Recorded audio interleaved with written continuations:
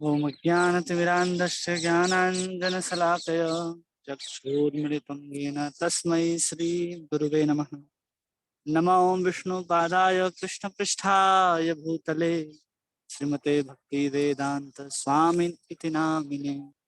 नमस्ते सरस्वती देवे गौरवाणी प्रचारिणे निर्विशेष शून्यवादी पाश्चात्य देशतारिणे।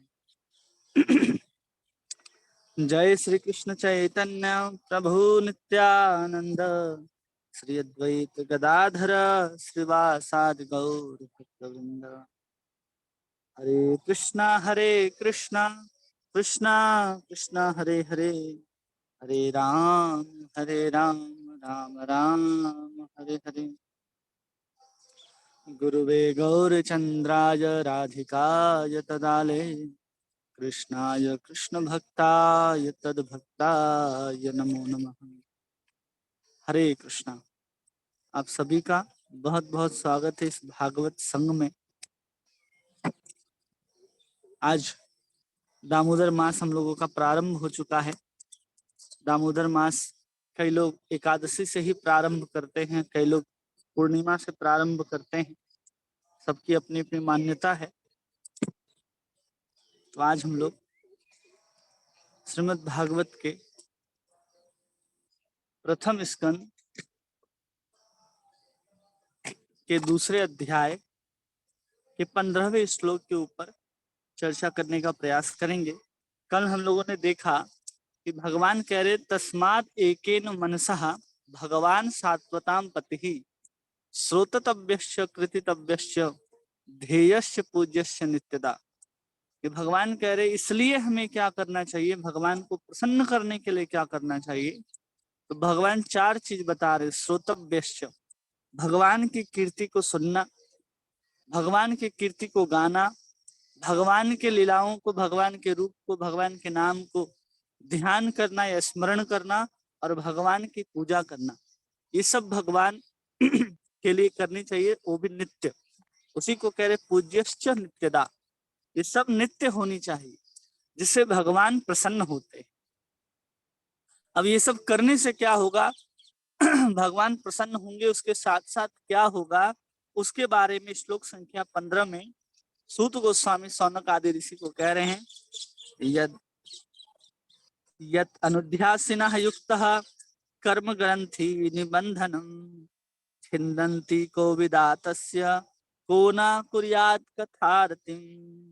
कह रहे हैं यद अनुध्यासिनः युक्तः, कि जो व्यक्ति यद अनुध्या मतलब होता है ध्यान करना, फिर स्मृति आसिन्हा, कि जो केवल ध्यान रूपी तलवार से कर्म ग्रंथि निबंधनम, अपने कर्म की ग्रंथि को काट सकता है।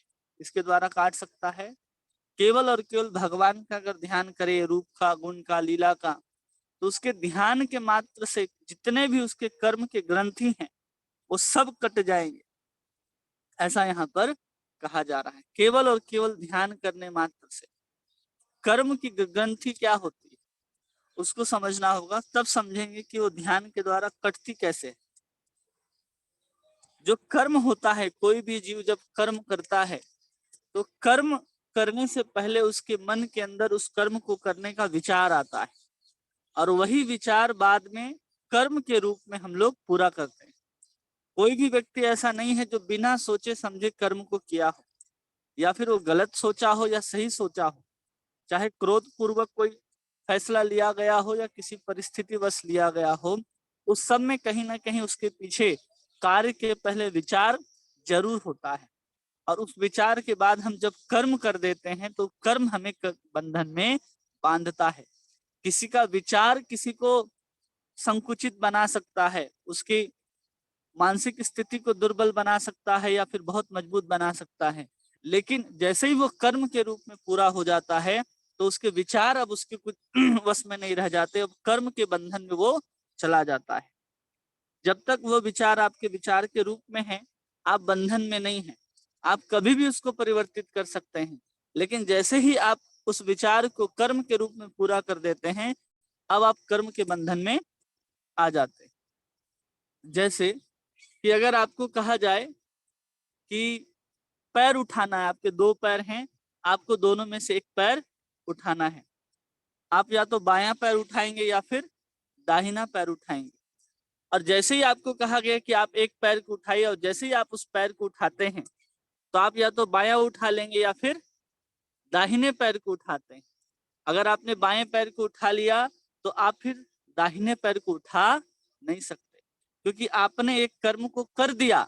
अब उस कर्म को करने के बाद आप उस कर्म को वापस दोहरा करके नहीं कर सकते कि हम इसको रखेंगे फिर उठाएंगे, क्योंकि एक साथ आप दूसरा कर्म कभी कर ही नहीं सकते। इसलिए कर्म करने से पहले विचार की आवश्यकता है कि आपको कौन सा पैर पहले उठाना है। अगर आप दाहिना पहले उठाते हैं तो बायां नहीं उठा सकते, और बायां पहले उठाते हैं तो दाहिना नहीं उठा सकते। उसी प्रकार कोई भी कर्म करने के बाद हम अपने विचार के बंधन में नहीं होकर के उस कर्म के बंधन में आ जाते हैं। उसी प्रकार हम जब से इस दुनिया में आए हैं, जब से इस संसार में हैं, तब से हम लोगों के पीछे कर्म जो है वो एक एक गांठ को बांधता चला जाता है। एक एक गांठ को ऐसे बांधता चला जाता है कि आप उस गांठ को खोले बिना या उस गांठ से वापस जाए बिना आप पूरा नहीं कर सकते। जैसे कोई भी रस्सी में गांठ कैसे लगता है, वही रस्सी जब उसके बीच से होकर के गुजर जाता है तो उसमें गांठ आ जाता है। और जब उसको खोलना होगा तो वो गांठ को खोलने के लिए वो रस्सी वापस कहाँ से जाएगी, उसी घूम करके वापस जब निकलेगी तब जा करके वो रस्सी की गांठ खुलती है। तो कर्म भी वैसा ही है। हम जो कर्म करते जाते हैं उस कर्म एक गांठ की तरफ बंधता चला जाता है। जब वापस उसके फल के रूप में हम भोग नहीं लेते तब तक वो गांठ वैसा ही पड़ा रहता है। ऐसे ही हमारे पूरे जीवन में करोड़ों गांठ पड़े होते हैं जब से हम लोग यहाँ पर आए हैं। और करोड़ों करोड़ों गांठ जो पड़े होते हैं कर्म के हमारे जीवन में, वो गांठ हमें भगवान की ओर मुड़ने नहीं देते, क्योंकि वो कर्म की ग्रंथि पड़ी हुई है। संसार आपको अपने तरफ खींच रहा है, आप उस रस्सी को भगवान की तरफ खींचना चाहते हैं, लेकिन वो उस रस्सी में जितना गांठ पड़ता जाएगा वो रस्सी उतना छोटा होता चला जाएगा। आप अपने मन के द्वारा, अपनी क्रियाओं के द्वारा भगवान की तरफ उतनी श्रेष्ठता के साथ नहीं मुड़ सकते हैं। इसलिए यहाँ पर कह रहे यद अनुध्यासिनः युक्तः, अपने ध्यान रूपी या स्मृति रूपी असिन्ह तलवार से अपने कर्म के ग्रंथि को काटना पड़ेगा। खोलने की बात नहीं की जा रही। अगर आप खोलने जाएंगे तो वापस उस कर्म के चक्कर में आपको फल भोगना पड़ेगा। लेकिन जब हम भगवान की शरण में आ जाते हैं और भगवान का नाम, भगवान का स्मरण करते हैं, तो हमें किसी प्रकार के कर्म के फल को भोगने की आवश्यकता नहीं रह जाती। केवल और केवल हमें क्या करना है कि उस ध्यान को अपने अंदर लाना है भगवान के लिए।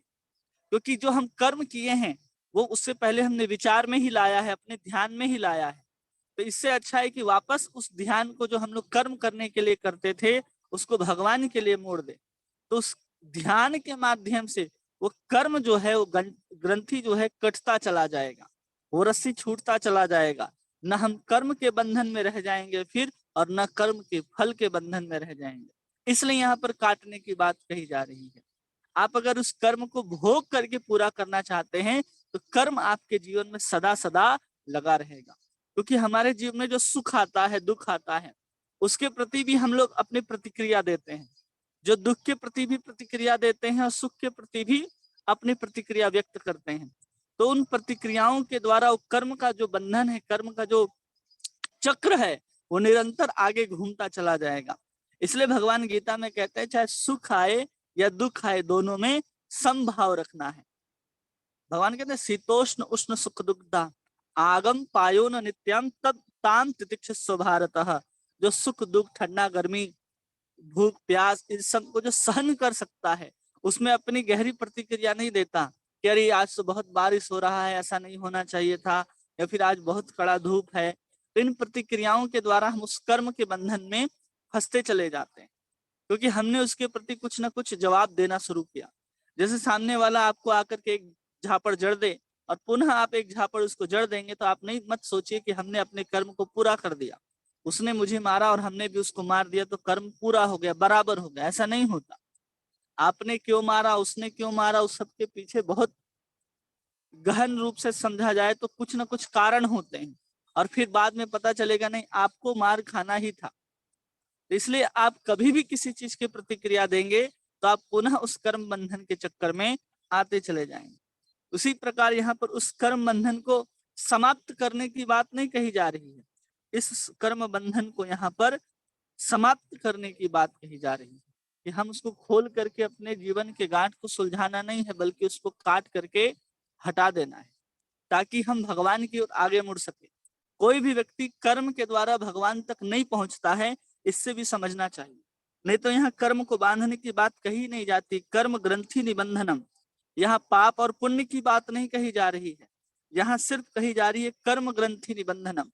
आप अच्छा कर्म करो या बुरा कर्म करो, उससे कोई फर्क नहीं पड़ता। यहाँ यहाँ फर्क पड़ता है कि आप कर्म कर रहे हो, तो कर्म अगर अच्छा है तो आप स्वर्ग आदि और सुख आदि लोभ से, मोह से बंध जाओगे। अगर आप बुरे कर्म कर रहे हो, आप अपने पाप के द्वारा, अपने दुख के द्वारा, नरक के भोगों के द्वारा बांधे जाओगे। बंधन तो दोनों में है, एक में सोने की जंजीर लगेगी और दूसरे में लोहे की जंजीर लगेगी। फंसना व्यक्ति को दोनों में है। इसलिए यहाँ पर पाप और पुण्य दोनों को हटाने की बात कही जा रही है। इसलिए यहाँ पर सीधा कह रहे सूत गोस्वामी, कर्म ग्रंथि निबंधनम, किसी प्रकार के कर्म को हमारे जीवन में स्थान नहीं देना है कृष्ण सेवा के अतिरिक्त। क्योंकि कृष्ण की जो सेवा करने के लिए जो हम लोग कर्म करते हैं, कोई भी क्रिया करते हैं, उसका फल नहीं मिलता। किस रूप में? संसार के रूप में फल नहीं होता, उसका परमार्थ के रूप में फल मिलता है कि हमें भगवान की प्राप्ति होती है। इसलिए उसको अकर्म कहते हैं। कर्म भी तीन प्रकार के होते हैं, कर्म, अकर्म और विकर्म। कर्म वो कहलाते हैं जो हमारे शास्त्रों में दिए गए हैं, जो विधि विधान, उसका अगर हम लोग पालन करते हैं तो कर्म कहलाते हैं। उसके विपरीत जो कुछ भी किया जाए, जो पाप कर्म या फिर विकर्म कहलाते हैं। और तीसरा अकर्म कहलाता है, जो भगवान कृष्ण की सेवा के निमित्त किया जाता है। इसलिए हम लोगों को क्या करना है यहाँ पर, यद अनुध्यासिनः युक्तः, हमें भगवान का ध्यान करना है, स्मरण करना है। अगर हम भगवान का स्मरण करेंगे तो उससे हमारे कर्म की ग्रंथि कैसे छूट जाएगी। देखिए, जो हमने अनंत जन्म में जो गांठ बांध करके रखी है, वो धीरे धीरे धीरे धीरे अपने नाम के द्वारा, संग के द्वारा, प्रभाव से, साधु के प्रभाव से, प्रसाद के प्रभाव से, अपने सुकृतियों के द्वारा हम उसको हटा सकते हैं। लेकिन उसके बाद जब हम अपने जीवन में जो कुछ भी करेंगे, वो भी तो गांठ के रूप में बंधता जाएगा। तो कह रहे हैं उसको कैसे बांधना है कि हम कोई भी कर्म करें तो यत अनुध्यासिनः युक्तः, हमें भगवान से ध्यान, भगवान के ध्यान से युक्त होकर के उन कर्म को करेंगे, तो उस कर्म का ग्रंथि भी फिर बंधने वाला नहीं है, वो कर्म का गांठ लगने वाला फिर है ही नहीं। हम जो भी कार्य करते हैं उसमें हम भगवान को छोड़ देते हैं और अपने मन बुद्धि के द्वारा अलग अलग युक्तियां और तर्क लगा करके अपने बुद्धि के द्वारा किसी कार्य को, किसी कर्म को पूरा करते हैं। तो जब हम अपनी बुद्धि के द्वारा अपने आप को मान करके हम कर्म करते हैं कि हम इस कर्म को कर रहे हैं, तो हमें उस कर्म के फल के रूप में जो परिणाम आने वाले हैं उसको भोगना आवश्यक है। बिना भोगे कोई भी व्यक्ति, जब व्यक्ति अपने आप को कर्ता मानता है, तो बिना भोगे उसका कोई उपाय नहीं है। अवश्यमेव भोक्तव्यम, शुभ अशुभ जो कर्म होते हैं, पुराण कहती है कि उसको अवश्य ही हमको भोगना पड़ेगा। यदि हम भगवान को स्मरण करके या भगवान को समर्पित करते हुए कोई कर्म पूरा नहीं करते। इसलिए यहाँ पर कर्म कैसे करना है, जैसे कई बार बार यहाँ सब कुछ बताते आ रहे हैं शुरू से सूत गोस्वामी, कि जो भी कर रहे हैं हमको भगवान की प्रसन्नता करने के लिए ही करना है। तो कैसे कर सकते हैं? तो भगवान पहले बता दिए कि श्रोतव्यस्य कृतव्यस्य ध्येयस्य पूज्यस्य नित्यदा। अब उसको कैसे किया जाए, तो उसी को बता रहे हैं, यद अनुध्यासिनः युक्तः, कि हमें भगवान के ध्यान से युक्त होकर के अपने सभी कर्मों को पूरा करना है। अगर हम भगवान के ध्यान से युक्त होकर के अपने कर्म को पूरा नहीं करते, चाहे हम भगवान के सामने दीपक ही जलाते हैं, जैसे दामोदर मास में कहा जाता है, दामोदर मास में तो बहुत ये भी कहा गया है कि अगर कोई भी व्यक्ति भगवान के सामने दीपक जलाता है, तो करोड़ों जन्म के उसके जो प्रारब्ध होते हैं, अप्रारब्ध होते हैं, पाप होते हैं, वो सब कुछ जल करके समाप्त हो जाते हैं, ये कहा गया है। लेकिन हम लोग क्या करते हैं, सिर्फ दीपक को ध्यान देते हैं कि हमने दीपक को वहां पर जलाया है। लेकिन उस दीपक को जलाने के पीछे हमारा लक्ष्य क्या है कि हम भगवान को प्रसन्न कर सके। भगवान कहते हैं, पद्म पुराण में वर्णन आता है, भगवान कृष्ण और सत्यभामा जी का संवाद है। उसमें कहते हैं कि जब कोई दामोदर मास में भगवान दामोदर को दिया दिखाता है तो करोड़ों जन्मों के कल्पों के पाप तुरंत भस्म हो जाते हैं, केवल और केवल दीपक दिखाने से। ये कार्तिक मास का ये महत्व है कि हम भगवान के ऊपर अपने ध्यान को ना भी लगाएं और केवल भगवान को पुष्प, तुलसी, दीपक आदि अगर समर्पित कर दें तो हमारे जितने भी पाप हैं वो सब अपने आप जल करके समाप्त हो जाएंगे। लेकिन जैसे ही कार्तिक मास का शुभ महीना जब गुजर जाएगा तो हम सोचेंगे केवल अर्पित कर दे दीपक और फिर हमारे पाप नष्ट हो जाए। नहीं, उसके लिए आपको भगवान का ध्यान भी करना होगा। लेकिन कार्तिक मास में सिर्फ ये महत्व है कि हमें भगवान को सिर्फ और सिर्फ दीपक अर्पित करके हम कर्म के बंधन से मुक्त हो सकते हैं। पद्म पुराण में एक और कथा आती है कि एक भगवान के सुंदर विग्रह की जहां पर सेवा होती थी, उस विग्रह के सामने एक सुंदर सा दीपक जल रहा था घी का, और उस घी के दीपक को खाने के लिए एक चूहा आ जाता है वहां, और चूहे की मोच जो है वो जल जाती है। जैसे ही उस बेचारे का चूहे का मोच जलने लगता है उस घी में लिपट करके, और चूहा छटपटाने लगता है, और भगवान कृष्ण देखते हैं कि चूहा जो है वो अपने मूछ में दीपक को जला करके मुझे अर्पित कर रहा है और मेरे सामने नृत्य कर रहा है।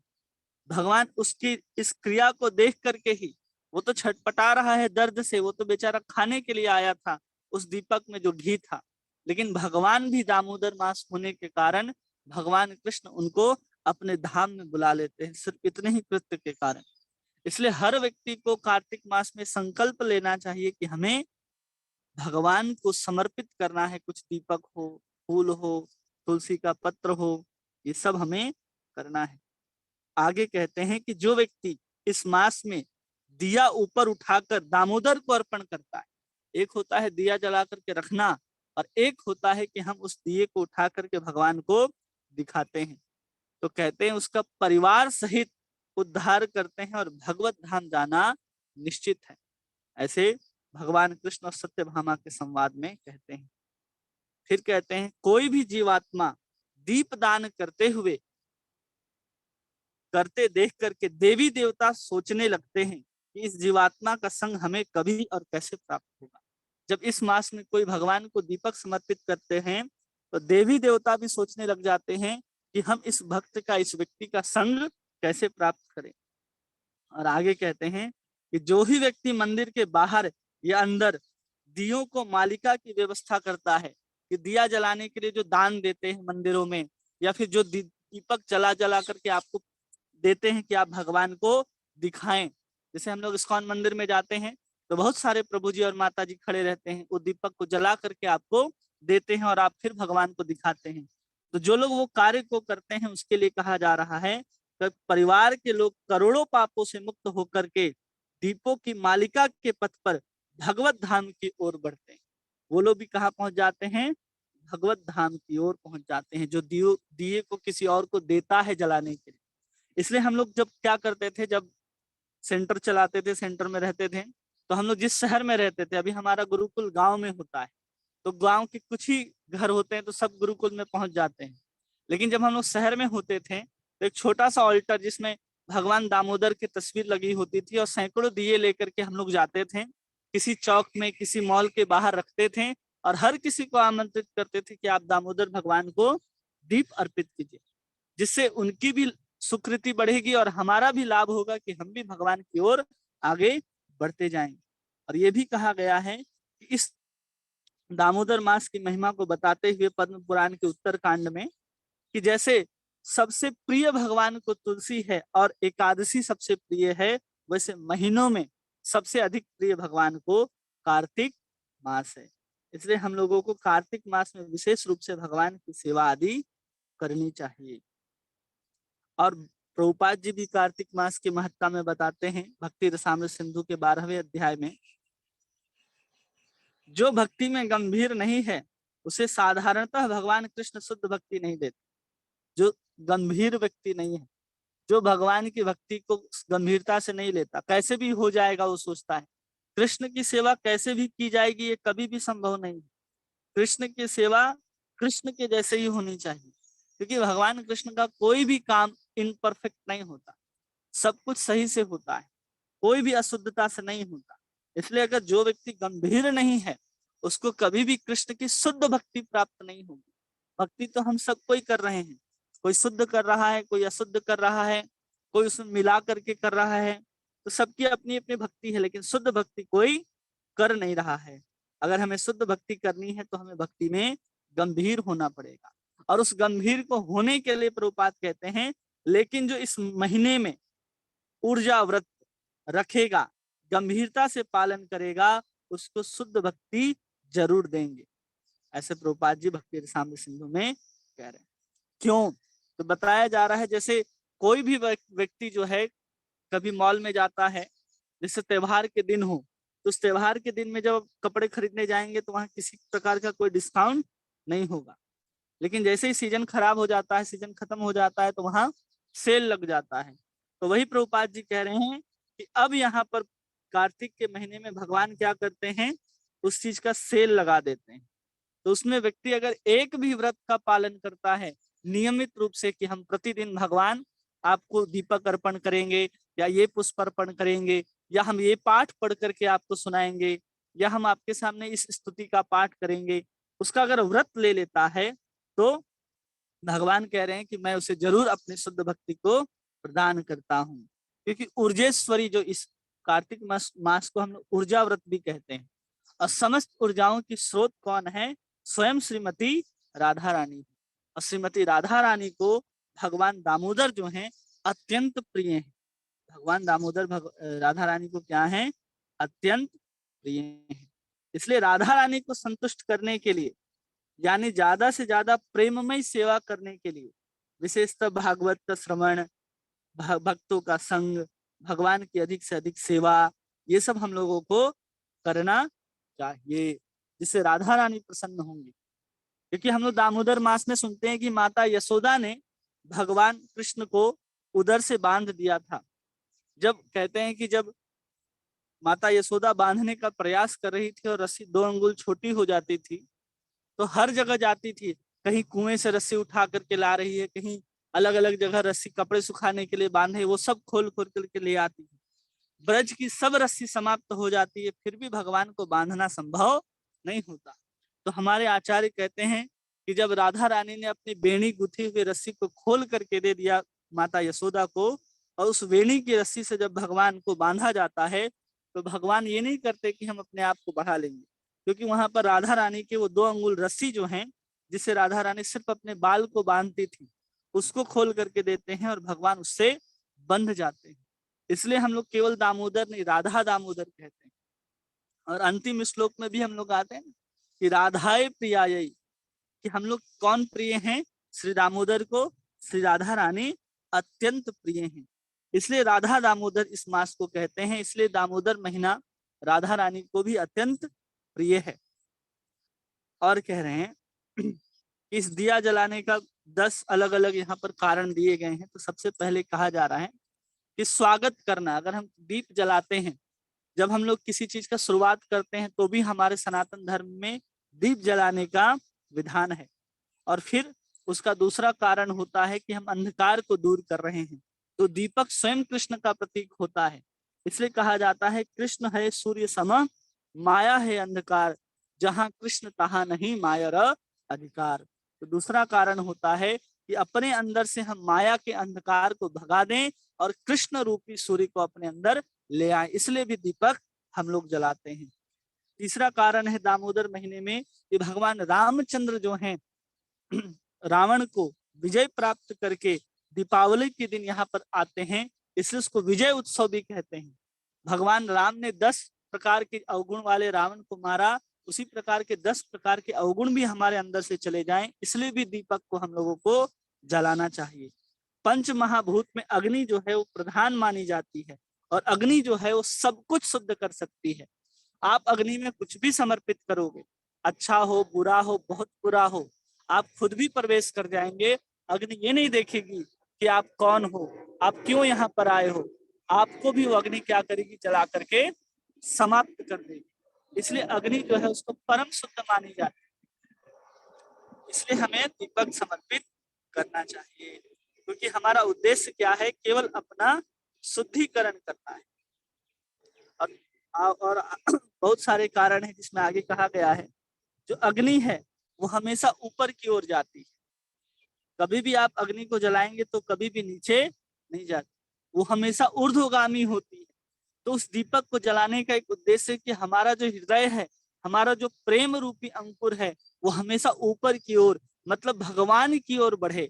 हमारी जो चेतना नीचे दबी हुई है, वो दीपक हमेशा ऊपर की ओर जाता है। तो दीपक समर्पित करने का अर्थ होता है कि हम अपनी चेतना को भगवान की ओर लगाएं।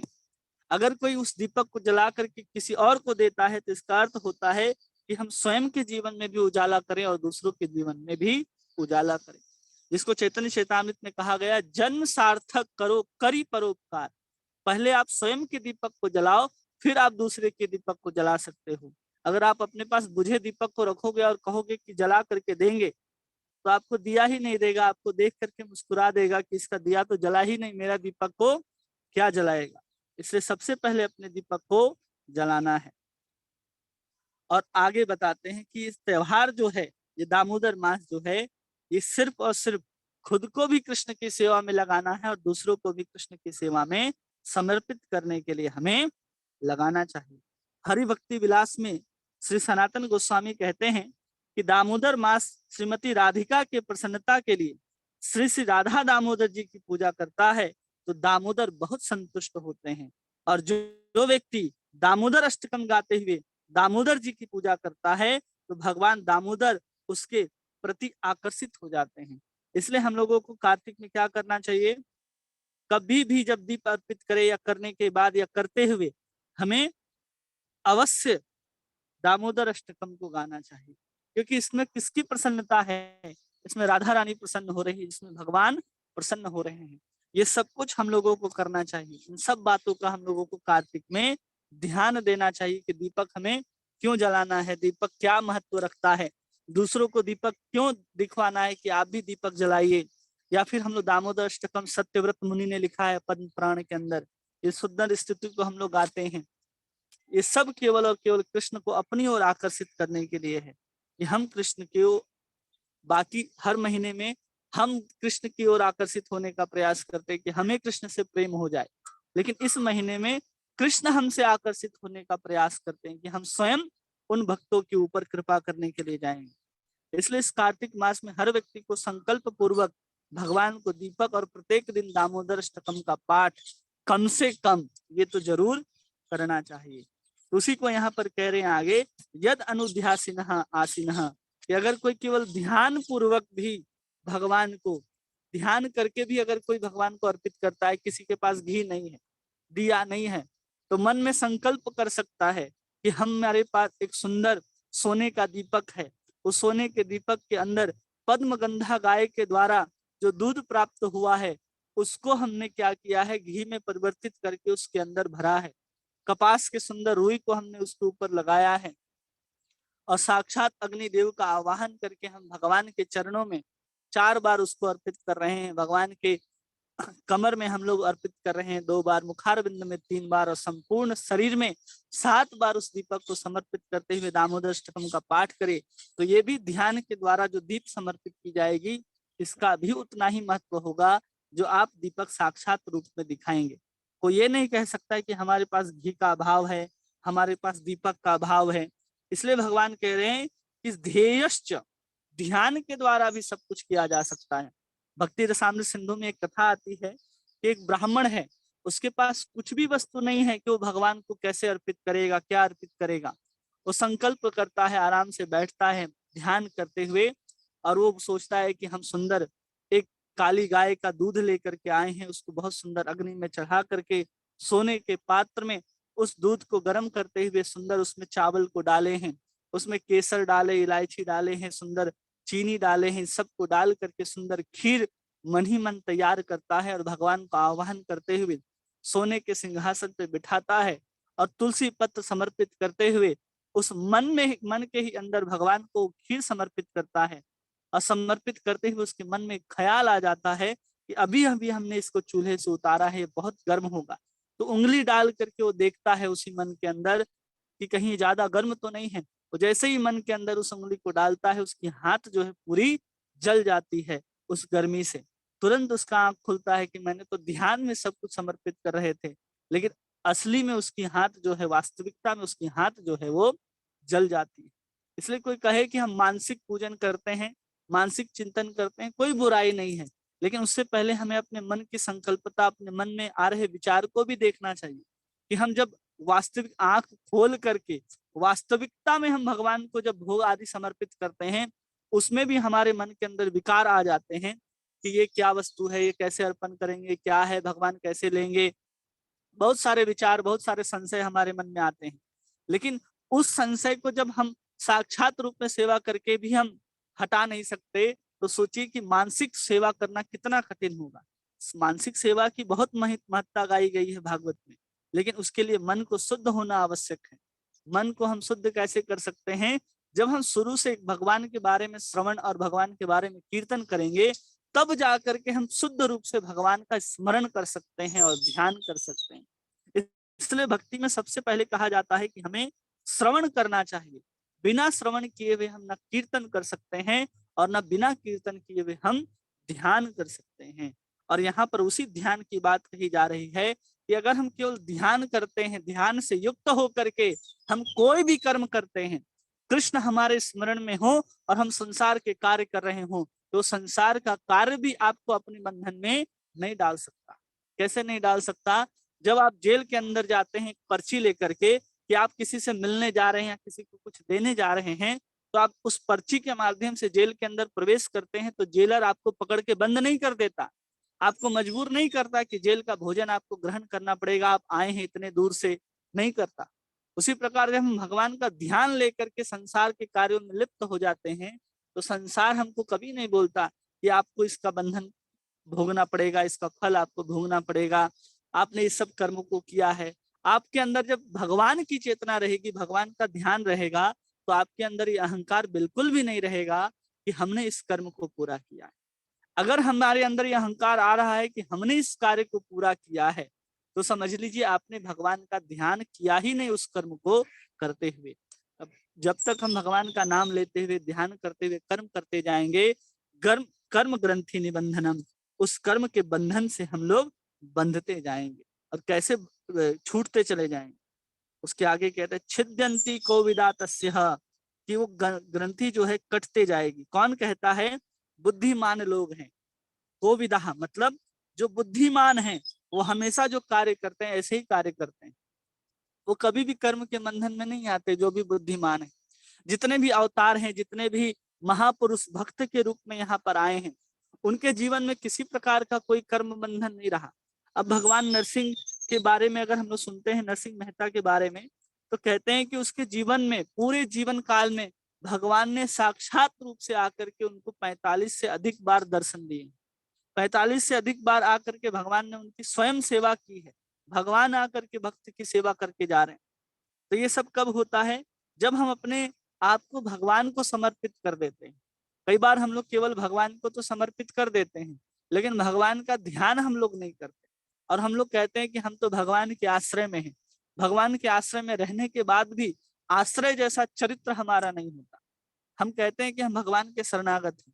शरणागत का मतलब क्या होता है? तो बहुत सुंदर उदाहरण देते हैं उसमें सनातन रूप गोस्वामी, कि जैसे एक गाय होता है, उस गाय को हम किसी के द्वारा बेच देते हैं। गाय को हम जब खरीद के ले आते हैं, तो जो पहले गाय की जो मालिक था, उस मालिक के प्रति जो उसका स्वभाव था, वो गाय ये नहीं बोलती कि हम उसके पास जा रहे हैं, या वो मालिक ये नहीं बोलता कि तुम्हें ये चीज वस्तु खिलानी होगी, इतना ही दूध दूहना होगा इससे, या फिर इसी प्रकार की घास को खाएगी। वो जानवर कैसे दूसरे मालिक के पास चला जाता है और वो जैसे खाता है, खिलाता है, वैसे ही रहता है।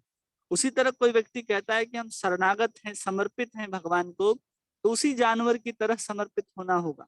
जैसे किसी जानवर को एक मालिक के द्वारा दूसरे मालिक को बेच दिया जाता है और जानवर उसके साथ बंध करके वहां पर चली जाती है। एक खूंटे से बांध दिया जाता है, जो उसको मिलता है उसी को ग्रहण करता है। लेकिन हम लोग समर्पित होने के बाद भी अपना विचार, अपना मत, अपना सब कुछ समझने लग जाते हैं कि हमें ये वस्तु चाहिए, ये वस्तु ऐसी करनी है, हमें इस तरह का बिल्डिंग चाहिए, हमें इस तरह के वस्त्र पहनने हैं। अब जब ये विचार हमारे अंदर आ रहा है तो हम कैसे समर्पित हुए? जो जैसा मालिक देगा वैसा अगर हम ग्रहण करते हैं तो हम कहे जाएंगे कि हम शरणागत हैं, अन्यथा हम शरणागत नहीं माने जाएंगे। इसलिए व्यक्ति अगर कोई किसी के शरणागत है तो भी उसको क्या करना है, ध्यान करना है कि हम फलाने मालिक के अंदर में रहते हैं, वो हमको क्या ला करके देगा। प्रतिक्षण उसकी लालसा जो है वो जैसे चंदा को चकोर देखते रहता है, जैसे एक बछड़े की तरफ उसकी गाय देखते रहती है, वैसे ही शरणागत भक्त को अपने कृष्ण के चरणों की ओर निरंतर ध्यान रखा जाए तो समझना चाहिए कि वो भक्त जो है भगवान के शरणागत है। शरण में जाने का मतलब क्या होता है कि भगवान के चरण का आश्रय ग्रहण कर लेना, वही शरणागति है। और भगवान के चरण को ग्रहण करके भी हम लोग संसार की तरफ अपने मुख को देखते हैं। संसार का कार्य हम लोग छोड़ दिए, संसार के व्यक्ति को भी हम लोगों ने छोड़ दिया, संसार के कार्यों को भी हमने छोड़ दिया, लेकिन आशा हम लोग संसार से नहीं छोड़ पाते। अगर आशा भी हम लोग छोड़ दे लेकिन संसार से कर्म करे तो हम शरणागत माने जाएंगे। लेकिन आशा हम लोग करते हैं संसार से और शरणागत समझते हैं हम भगवान के हैं। हम लोग आशा को करना है कृष्ण से, और बाकी सब कुछ हम संसार के लिए करें, लेकिन आशा सिर्फ कृष्ण के लिए करें तो समझा जाएगा कि हम वास्तविक में शरणागति के कुछ लक्षणों को कुछ प्रतिशत में हम निभा पा रहे हैं, शरणागति के कुछ लक्षण को। इसलिए जब हम ध्यान की बात करते हैं कि कृष्ण का ध्यान करें तो कैसे ध्यान करेंगे? हम कृष्ण का नाम ले रहे हैं लेकिन आशा करते हैं संसार से, तो हमारे मन के अंदर ध्यान किसका आएगा? संसार के लोगों का आएगा। संसार के लोग क्या करते हैं? जैसे कोई भिखारी को आप देखो, जब वो किसी मंदिर के किसी चौराहे में खड़ा रहता है तो किस तरह के व्यक्ति के पास वो पहुंचता है? जो देखता है कि हाँ इसके पास धन होगा, उसके पहनावा से, उसके बातचीत से, वो किस गाड़ी से उतर रहा है, तो उसको देखते ही कि हाँ बड़े गाड़ी से उतर रहा है, उसके अंदर लोभ जग जाता है कि व्यक्ति के पास धन होगा तो हमें जरूर देगा। तो ये सब लोभ जो है उसके अंदर जग जाता है। तो वो सोचने लग जाता है कि व्यक्ति के पास अधिक धन है, अच्छा धनवान है, अच्छा सूट बूट पहन करके आया है। तो ये आशा उस भिखारी की कैसे संसारी व्यक्ति के पीछे लग गई। अब वैसे ही हम कृष्ण को नहीं समझे कि संसार के मालिक हैं ये, हमारे पति यही हैं जो हमारे रक्षण करने वाले, हमारे पिता भी यही हैं, और उनकी ओर मुख ना करके हम संसारी व्यक्ति की ओर मुख कर लें, जिसके पास पहले ही गरीब है, वो पहले ही कहीं और से मांग करके लाता है और हम उसकी तरफ आशा करते हैं, तो हमारे अंदर चिंतन किसका आएगा? कृष्ण का चिंतन आएगा कि संसार का चिंतन आएगा? संसार का चिंतन आएगा। इसलिए हमें शरणागत होकर के अगर हम ध्यान करने का अभ्यास करेंगे तो हम बहुत सहजता से और सरलता से कृष्ण का ध्यान कर सकते हैं। इसलिए हमें कृष्ण के शरणागत होकर के कृष्ण से आशा करनी चाहिए, किसी अतिरिक्त से कोई आशा नहीं करनी चाहिए। किसी और से अगर हम आशा करते हैं तो समझना चाहिए कि हम कृष्ण के शरणागत नहीं हैं। जैसे कोई पति पत्नी अगर हो और उसकी पत्नी अपने पति को छोड़ करके किसी और से किसी चीज की आशा रखती है, चाहे छोटे से पिन की भी आशा, किसी छोटे से पिन को भी अगर किसी और से मांग लेती है अपने पति के होते हुए, तो समझना चाहिए वो पत्नी नहीं, वो व्यभिचारी है। ऐसा हमारा शास्त्र कहता है, क्योंकि आपने अपने पति से आशा छोड़ करके किसी और के पास उस वस्तु को पूरा करने के लिए जाते हैं। उसी प्रकार जब हम कृष्ण के हो जाते हैं और कृष्ण के अतिरिक्त हम जो आशा लेकर के, कुछ अभिलाषा लेकर के किसी अन्य के पास चले जाते हैं, तो भगवत गीता में भगवान कहते हैं अव्यभिचारेण, वो भी व्यभिचारी ही कहलाएगा। हमारी भक्ति भी व्यभिचारी कहलाएगी अगर हम भगवान के अतिरिक्त किसी और से आशा करते हैं।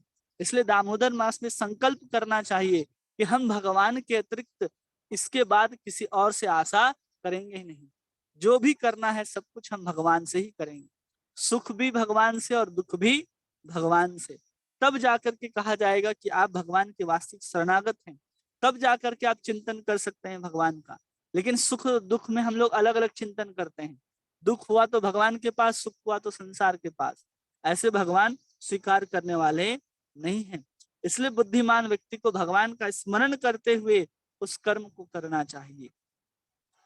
छिंदंती को विदातस्यः, जो बुद्धिमान लोग हैं, को न कुर्यात कथारतिम, अतएव ऐसा कौन व्यक्ति होगा जो इस कथा में, इस संदेश में रुचि नहीं दिखाएगा।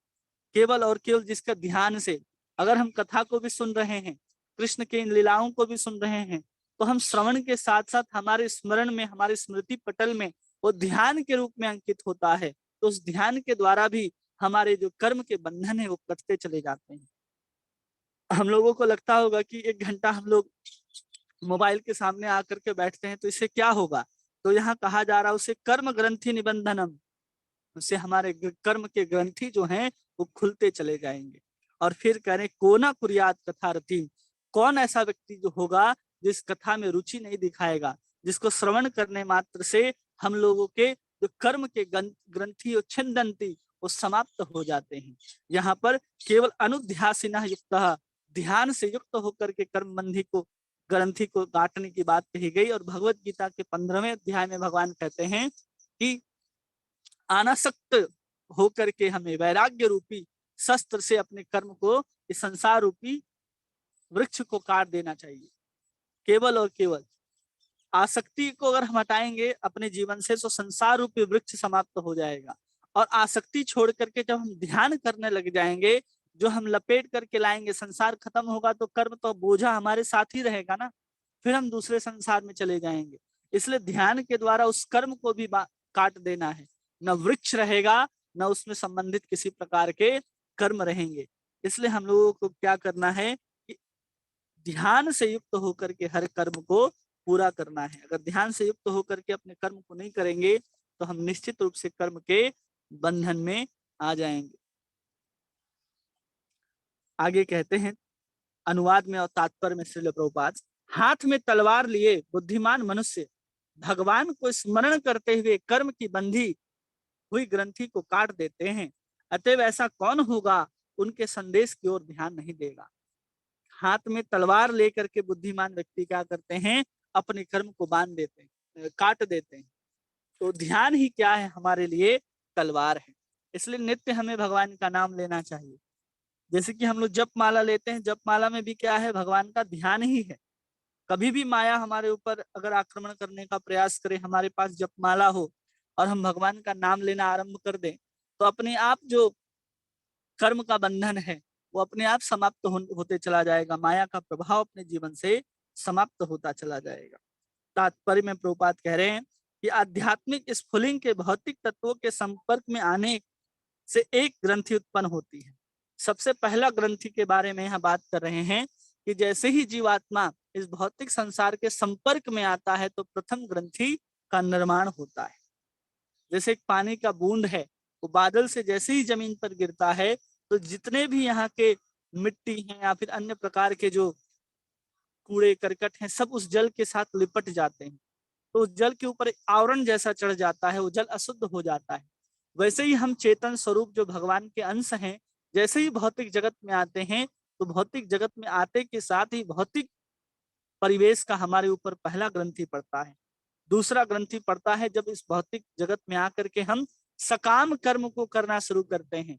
कोई भी कर्म हम जब फल की इच्छा के साथ पूरा करते हैं तो उसको सकाम कर्म कहा जाता है। इसलिए अगर हम सकाम कर्म से छूटना चाहते हैं, कह रहे हैं प्रभुपाद कि अतः सकाम कर्म के चक्र से मुक्त होने का इच्छुक होता है तो उसे इस ग्रंथि को काटना होता है। उसको क्या करना होगा, ग्रंथि को काटना होगा। मुक्ति का अर्थ है कर्म के चक्र से छूटना। मुक्ति का क्या अर्थ है, कर्म के चक्र से छूट जाना। कौन से कर्म के चक्र से, जिसमें कर्म करें और कर्म में बंधे भी नहीं, ये भी एक मुक्ति की अवस्था है। दूसरी अवस्था है कि हमें कोई कर्म करना ही ना पड़े, ये भी एक मुक्ति की अवस्था है। दोनों में हम क्या कर सकते हैं, जन्म मृत्यु जरा व्याधि के चक्कर से बाहर निकल सकते हैं। इसको भी हम लोग मुक्ति के नाम से जानते हैं। जो व्यक्ति निरंतर भगवान के दिव्य लीलाओं का स्मरण करता है उसे स्वतः ही मुक्ति मिल जाती है। जो भगवान के दिव्य लीलाओं का स्मरण करता है तो केवल स्मरण करते करते ही वो भगवान के दिव्य सेवा में पहुंच जाता है, भगवान के नित्य धाम में पहुंच सकता है। उसे अन्य किसी प्रकार की कार्य करने की आवश्यकता नहीं है कि अरे हम तो भगवान का नाम नहीं ले रहे हैं या फिर हम भगवान की सेवा आदि नहीं कर रहे हैं और भगवान हमें प्राप्त नहीं होंगे, ऐसा नहीं है। केवल भगवान का स्मरण करता हुआ व्यक्ति भी भगवान को प्राप्त कर सकता है। वही यहाँ कहा जा रहा है यद अनुध्यासिनः युक्तः, कि हमें ध्यान से युक्त होकर के, भगवान के स्मरण से युक्त होकर के संसार के सभी कार्यों को करना चाहिए। अगर हम ऐसा करते हैं तो हमें अपने जीवन में कभी भी भगवान को प्राप्त करने के लिए अलग से प्रयास करने की आवश्यकता नहीं पड़ेगी। सब प्रयास, हम जब कृष्ण का नाम भी ले रहे हैं तो कई बार हम लोग केवल कृष्ण का नाम लेते हैं, वो भी श्रेष्ठ है, लेकिन कृष्ण का नाम लेते लेते हमारे सामने कृष्ण की जो तस्वीर है, कृष्ण की सुंदर छवि जो है, वो अगर प्रकट हो जाए तो समझना चाहिए कि हम कृष्ण का नाम जो है वो श्रेष्ठता के साथ और शुद्धता के साथ ले रहे हैं। नाम लेने पर भी कृष्ण याद आने चाहिए। जैसे ही कोई कृष्ण कृष्ण करता है तो कृष्ण की सुंदर छवि हमारे सामने आ जाती है। ये बहुत सुंदर टेढ़े टेढ़ा स्वरूप भगवान लिए हुए खड़े हैं, पीताम्बर धारण किए हुए हैं, कमर में बहुत बहुत सुंदर करधनी संगी बांसुरी लटकी हुई है और उसके ऊपर वनमाला लटका हुआ है भगवान का। टेढ़ी चितवन के साथ इधर उधर निहार रहे हैं, सुंदर मोर मुकुट धारण किए हुए हैं, कानों में कर्ण फूल लगाए हुए हैं, घुंघराले घुंघराले केस हैं जिसमें बहुत सुंदर सुंदर वेणियां गुथी हुई हैं। ये कृष्ण बोलते ही ये स्वरूप हमारे सामने प्रकट हो जाता है। जब इस कृष्ण बोलते ही कृष्ण का छवि हमारे सामने आ जाए तो समझना चाहिए हम श्रेष्ठता के साथ भगवान का नाम स्मरण कर रहे हैं, लीलाओं का स्मरण करते हुए सब चरित्र हमारे सामने दिखने चाहिए। तब जाकर के श्रेष्ठता के साथ हम उसका वर्णन कीर्तन और स्मरण कर सकते हैं। वो लीला हमें सामने दिखाई ही ना दे और कोई वर्णन करता चला जाए तो उसके वर्णन करने का कोई लाभ नहीं है, जब तक उसके श्रवण के माध्यम से वो लीला हमारे सामने एकदम फिल्म जैसा पार होना चाहिए। जैसे फिल्म देखते हैं ना, तो अगर कोई श्रवण भी कर रहा है तो वैसे एक एक छवि, एक एक रील आगे बढ़ना चाहिए कि हाँ भगवान ने अभी ये किया, ऐसे आना चाहिए। तब उस वक्तव्य की और श्रवण की भी श्रेष्ठता है। आगे कह रहे हैं कि वे समस्त दिव्य लीलाएं परम सर्व आकर्षक होती हैं और भगवान की दिव्य लीलाओं को सतत सानिध्य बद्ध जीव को क्रमशः आध्यात्मिक बना देता है। कोई अगर भगवान की इस दिव्य संदेश को सुनता है तो धीरे धीरे आध्यात्मिक बन जाता है और शुद्ध हो जाता है। चाहे कितना भी निपट भौतिकता में वो ग्रस्त जीव हो, वो भगवान के लीला को सुनते सुनते स्मरण करते करते ही शुद्ध हो जाएगा। अंततः उनकी भौतिक बंधन की गांठ खत्म हो जाएगी। उसकी जो भौतिक बंधन की गांठ है वो अपने आप समाप्त हो जाएगी, क्योंकि अब जो कुछ भी कर्म कर रहा है उस कर्म को कर्ता के रूप में स्वयं नहीं समझता है। वो स्वयं समझ रहा है कि हम भगवान के लिए सब कर्म को करते हुए जा रहे हैं और सब कर्मों को भगवान को अर्पित करते हुआ चला जाता है, इसलिए उस कर्म के द्वारा उसको बंधन नहीं होता। आगे कह रहे हैं अतएव भव बंधन से मुक्ति भक्ति का गौण फल है। अगर कोई कहे कि भक्ति के द्वारा सिर्फ संसार के बंधन से मुक्ति प्राप्त हो जाएगी तो गौण फल है। केवल एक चीज को करने से दूसरा अपने आप प्राप्त हो जाता है। किसी वृक्ष को लगाएंगे तो वृक्ष को लगाने से जो फल प्राप्त होगा वो उसका मुख्य फल होगा, लेकिन उसे जो छांव प्राप्त होंगे, जो उसे लकड़ियां प्राप्त होंगी, उसे और अन्य प्रकार के पशु पक्षी आकर के वहां निवास करेंगे, वो अन्य प्रकार के गौण फल कहे जाएंगे। मुख्य फल उसका क्या होगा? जैसे आम के वृक्ष का मुख्य फल क्या है? उस आम के फल को प्राप्त करना, उस आम के वृक्ष के द्वारा छाया, लकड़ी और अन्य सब सामग्रियां प्राप्त करना, ये सब गौण फल कहा जाएगा। उसी प्रकार कोई भी व्यक्ति भक्ति करता है तो मुक्ति जो है उसका गौण फल है। वास्तविक फल भक्ति का तो भगवान कृष्ण के चरण में पहुंच करके कृष्ण की प्रेममय सेवा को प्राप्त करना ही भगवान के शुद्ध भक्ति का मुख्य फल है। बाकी सब मुक्ति हो, सुख हो, संसार हो, ये सब गौण फल में अपने आप प्राप्त हो जाने वाली चीज है।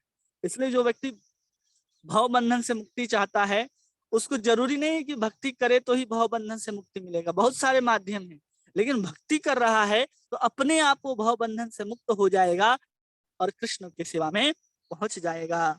मात्र आध्यात्मिक ज्ञान की प्राप्ति से ही मुक्ति निश्चित नहीं होती। कोई कहे कि हम आध्यात्मिक ज्ञान को प्राप्त कर लिए, अब इस ज्ञान से ही हम मुक्त हो जाएंगे, ऐसा नहीं है। ऐसे ज्ञान से ऊपर भक्ति का लेप चढ़ाना जरूरी है। उस ज्ञान के ऊपर अगर भक्ति मिली हुई नहीं है तो ज्ञान भी हमें मुक्ति को प्रदान नहीं कर सकती। क्योंकि जब भगवत गीता हम लोग पढ़ते हैं तो उसमें स्पष्ट कहा गया है कि अगर कोई कर्म भी करे, ज्ञान करे या कोई भी साधन अपना ले योग आदि का, उसमें भक्ति का कुछ ना कुछ अंश होना आवश्यक है।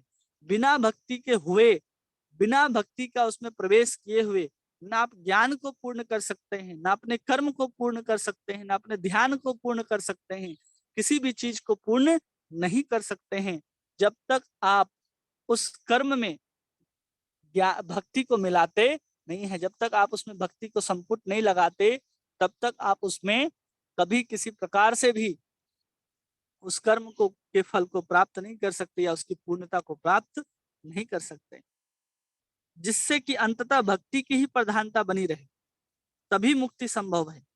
जिसमें भी अंततः भक्ति की प्रधानता होनी ही चाहिए, तो ही जाकर के आप ज्ञान के द्वारा, अन्य कर्मों के द्वारा भी आप मुक्ति को प्राप्त कर सकते हैं, तभी मुक्ति संभव है। यहाँ तक कि सकाम कर्मियों के लिए भी कर्म है, यदि वे भक्ति से लेपित हों तो उन्हें मुक्ति की ओर ले जा सकते हैं। अगर कोई सकाम कर्म कर रहा है तो सकाम कर्म भी भक्ति से संबंधित होने चाहिए, कि हमें संसार की वस्तु चाहिए, या हम अमुक कर्म कर रहे हैं, हमें अमुक फल चाहिए, तो उसमें भी जिसकी पूजा कर रहे हैं, जिसकी आराधना कर रहे हैं, वो भी भगवान ही होने चाहिए। किसी अन्य देवी देवता के ऊपर हम सकाम कर्म के द्वारा कर्म करेंगे तो भी मुक्ति संभव नहीं है। उसमें भी भगवान कहते हैं ना, अकामः सर्व कामो वा मोक्ष कामो उदारदी त्रिवेण योगेन यजेत पुरुषम परम।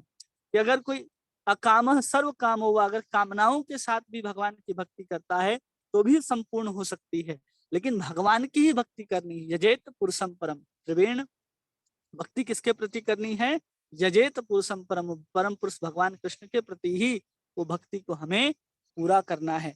तब भी जाकर के हम अपने जीवन में कृष्ण से संबंधित या फिर उस सकाम कर्म के द्वारा कृष्ण की ओर धीरे धीरे मुड़ सकते हैं।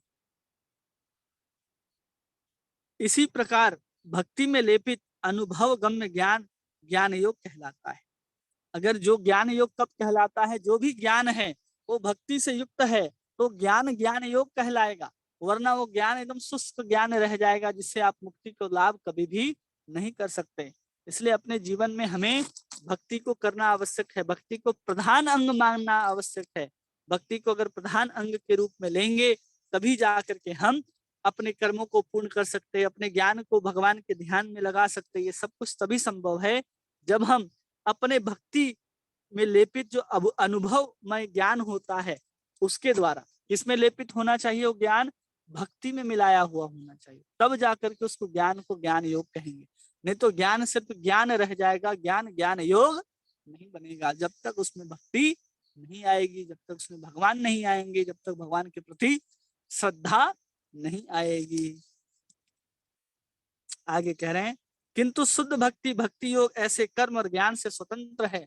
लेकिन जो शुद्ध भक्ति है उसमें न कर्म का मिलावट होता है और न किसी प्रकार का कर्म का मिलावट होता है। वो केवल और केवल शुद्ध प्योर भक्ति होती है, उसमें किसी प्रकार का मिलावट नहीं होता। अंश मात्र में भी उसे किसी प्रकार की मिलावट की आवश्यकता नहीं पड़ती है। तो ये सब क्या कहलाएगी? शुद्ध भक्ति। जिसमें थोड़ा सा ज्ञान मिला हो, कर्म मिला हो तो ज्ञान कर्म मिश्र भक्ति कहेंगे। जिसमें ज्ञान मिला हो तो ज्ञान मिश्र भक्ति कहेंगे। जिसमें कर्म मिला हो तो कर्म मिश्र भक्ति कहेंगे। तो उन ज्ञान कर्म भक्ति और कर्म मिश्र भक्ति के द्वारा हम कृष्ण को प्राप्त कर सकते हैं, लेकिन कृष्ण की उस सेवा को नहीं प्राप्त कर सकते जो हम ब्रज वृंदावन में चाहते हैं। जो सेवा अगर हम ब्रज वृंदावन में चाहते हैं, जो आकांक्षा, जो अभिलाषा हम लिए हुए बैठे हैं, वो सिर्फ और सिर्फ शुद्ध भक्ति के करने से ही पूरा की जा सकती है। इसलिए हमें अपने जीवन में कर्म को भी उतना महत्व नहीं देना है, ज्ञान को भी उतना महत्व नहीं देना है, बल्कि भगवान की भक्ति को ही हमें महत्व देना है। क्योंकि अकेले न केवल बद्ध जीवन को मोक्ष दिलाने वाला है, अपितु भगवान की प्रेमा भक्ति भी प्रदान करने वाला है। जो शुद्ध भक्ति है वो तो मोक्ष तो दे ही देगा, उसके साथ साथ भगवान की प्रेमा भक्ति को प्राप्त कराने में एक मात्र समर्थशाली कोई है तो शुद्ध भक्ति ही समर्थशाली है। न कर्म मिश्र भक्ति, न ज्ञान मिश्र भक्ति, न निष्काम भक्ति, केवल और केवल शुद्ध भक्ति ही सर्वश्रेष्ठ है।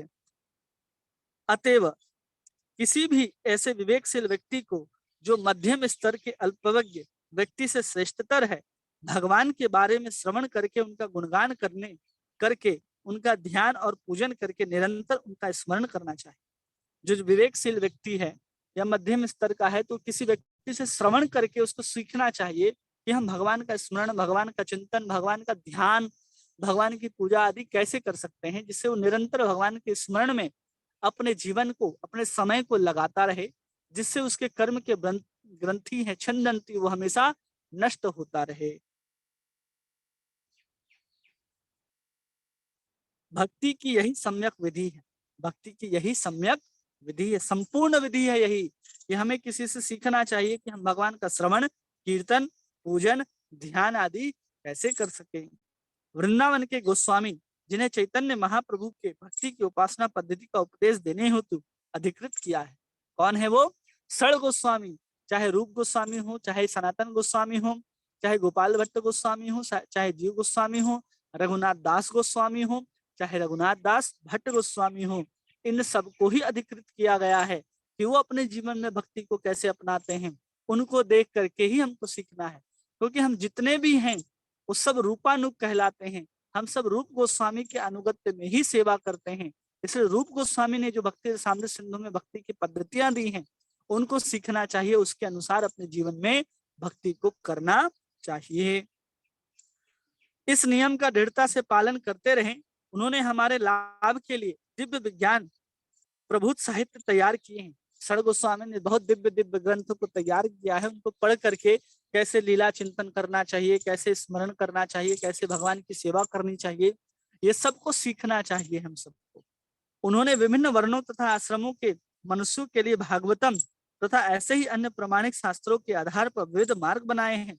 और उन्होंने जो मार्ग बनाए हैं वो चाहे किसी भी वर्ण तथा आश्रम को पालन करने वाले व्यक्ति हो, उन सब के लिए भागवत हो चाहे अन्य पुराणों से लेकर के उन्होंने अलग अलग प्रकार के विधि बनाए हैं, मार्ग बनाए हैं, जो हर कोई कर सकता है, पूरा कर सकता है। उसके माध्यम से हमें भगवान की सेवा अर्चना वंदना आदि करनी चाहिए। किन्हीं का कोई प्रश्न है तो प्रश्न पूछ सकते हैं। हरे कृष्ण प्रभु जी, दंडवत हरे प्रणाम। कृष्ण। जी प्रभु जी बहुत अच्छा से समझाए दामोदर लीला के बारे में और शरणागति के बारे में जो बोले बहुत अच्छा था।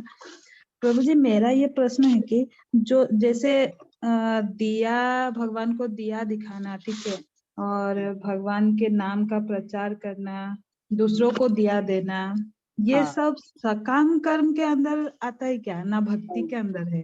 और को दिया दे रहे हैं तो अभी हमने बताया ना, पद्म पुराण में अंकित है कि हम अपने जीवन को भी प्रकाशवान कर रहे हैं और दूसरे के जीवन को भी। अगर कोई दूसरे को दिया दिखाने के लिए प्रेरित करता है या किसी मंदिर में दामोदर मास में दिया घी का दान करता है, तो समझना चाहिए वो भक्ति के मार्ग की ओर अग्रसर हो रहा है। वो सकाम कर्म नहीं है। वो अच्छा। कोई भी कर्म सकाम हो सकता है। अगर हम भगवान कृष्ण का नाम भी ले रहे हैं और उसमें हम संसार के किसी विषय के ऊपर चिंतन कर लें कि हमें नाम के बदले ये चाहिए, तो भी सकाम कर्म हो गया ना, सकाम हो गया। सबके प्रति चिंतन कृष्ण का हो तो सब कुछ को हम सकाम क्या शुद्ध भक्ति में परिवर्तित कर सकते हैं।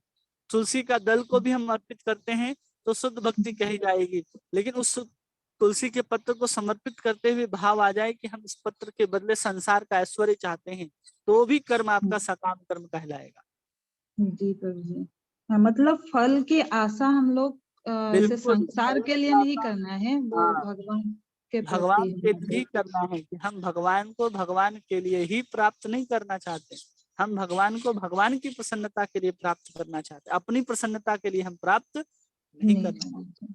जी, और एक उदाहरण दिए थे ना चूहे का, जो प्रभु जी हाँ दामोदर व्यास में मतलब कोई भी अनजाने में भी भगवान को हाँ, दिया अनजाने में दिखाते भी हैं, अगर दीपक दिखा देता है तो हाँ, भगवान, तो भी उसको मतलब फल प्राप्त होता है ना भगवान के भक्ति का। इसलिए है। उसको ऊर्जा व्रत भी कहते हैं। इसका इतना महत्व है कार्तिक मास का। जी, मतलब उस टाइम पे कोई अगर बिना ध्यान के भी भगवान को दिया दिखा रहे तो उसको हाँ, फल प्राप्त होगा ना। फल प्राप्त होगा। भगवान जी। के सामने सिर्फ दीपक उठाए और भगवान को दिखा करके रख दे तो देखेगा तो जी। कृष्ण ऐसे ही दिख जाएंगे दामोदर मास में, तो भगवान के सामने ही दीप अर्पित करेगा ना वो। जी। ऐसे ही भगवान का ध्यान तो आना ही आना है। लेकिन न भी रहे, ऐसे ही फोन में बात कर रहा है, हेडफोन लगाया हो, अर्पित करके चला जाए, जैसे सामान्य लोग आते हैं मंदिरों में तो हाँ। देखेंगे आए दिए हैं तो ऐसे दिखाए रखे चले गए, उसके भी उसका सुकृति, उससे भी उसका पुण्य लाभ होता है और भगवान की भक्ति में उसको लाभ मिलता है। जी। जी प्रभु जी, धन्यवाद। हरे कृष्ण। हरे कृष्णा। और किसी माता जी का कोई प्रश्न है कोई प्रभु जी?